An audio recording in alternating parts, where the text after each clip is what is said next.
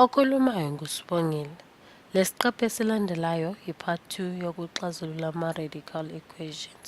La sinikiwe-ke isibalo sethu u-negative cube root ka-y is equals to 4 cube root ka-y engizomhlanganisa ngo-5. Lana into esizoyenza sizoqala ngokuthi sibekele engxenye ama-radical wethu bese siyachubeka ngalesi balo lesi esithe sanikezwa sona.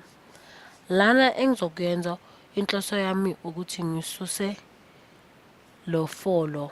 And engizoyenza ukuthi ngaphansi kwaloko kuqala ngifake u-negative 4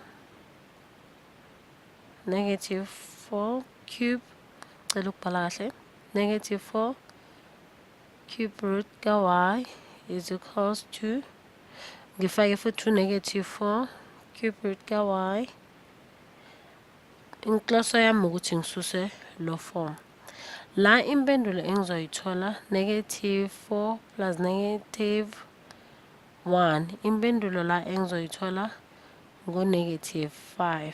Ngizombhala negative 5 ne-cube root ka-y bese siya kokulandelayo lo negative 4 kanye no-positive 4 bazosuka bese ngizothola u-plus 5 ngimbhale lapho, lezo ezinye zisukile. Uma sengiqedile ukwenza kanjalo inhloso yami ukuthi manje ngisuse lo 5 enginako. And engizoyenza ukuthi ngibe no-negative 5 la ngaphansi kuka-5 kanye no-negative 5 lo ngaphansi kuka-positive 5. La impendulo esizoyithola nge-cube root ka-y is equals to negative 1. Impendulo engithe ngayithola leyo uma ngizama ukuxazulula isibalo sethu.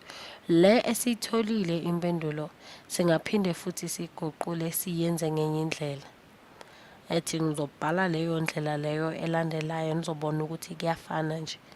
La cube root fana nokuthi ngino-y uno-1 ngaphansi kuka-3 kanye no-negative 1. Ziyafana njengoba ngishilo ecaleni. Impendulo engizoyithola la ngizoqala ngokuthi ngifake u-power 3 kwingxenye nengxenye kanye nale engithe yafana ngizofaka u-power 3 sokwazi ukuxazulula kanye no-negative 1 uzofakwa u-power 3. Uma sesiqedile lapho cube root plus power 3 lo esithe sanikezwa yona manje sekumele ukuthi sithole impendulo yethu yokugcina. La engizokunika yona cube root kanye no power 3, impendulo engizoyithola la ngu-y yedwa is equals to la negative 1 no negative 1 usinika u-positive 1 bese senza ngo-negative 1 futhi impendulo esizoyithola ngu-negative 1. Lena-ke yimpendulo esithe sayithola uma sizama ukuxazulula lokho esithe sanikezwa sona. Ukuthi sibe nesiqiniseko ukuthi le mpendulo esiyitholile yiyo kanye le beyifuneka, sizohamba siye phezulu sozama yona. La sizoguqula cube root wethu sekuzoba u-negative 1 bese ngizoba ne-4 ono-cube root ka-negative 1 engizomhlanganisa ngo-5. Lana into engizoyenza ukuthi ngisuse lo cube root esithe sanikezwa sona. La sizoba no-negative bese siba no-negative 1 kuma-bracket bese ngizoba no-4 kanye no-negative 1 okanye bese ngibe ngihlanganise u-5. Impendulo engizoyithola la ngu-1 is equals 4 uzoba u-negative 4 engizomhlanganisa no-5.